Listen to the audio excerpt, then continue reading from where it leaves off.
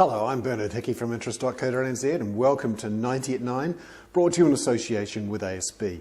This is your morning briefing where you get everything you need to know in 90 seconds at 9 o'clock, starting now with news. The New Zealand dollar is back over 65 US cents.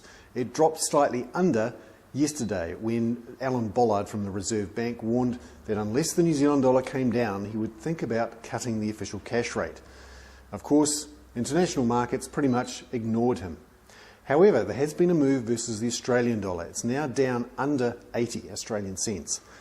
The big issue here is traders are saying there's a contrast now between Australia, where they're talking about rates no longer falling and possibly rising, and New Zealand, where the talk was about rates possibly falling further before they rise.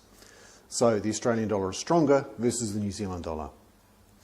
Meanwhile, Silver Fern Farms, the cooperative based in the South Island that processes meat, has just received the results of its vote to change from a cooperative to a hybrid model. 76% approval. They needed 75% to get it over the line.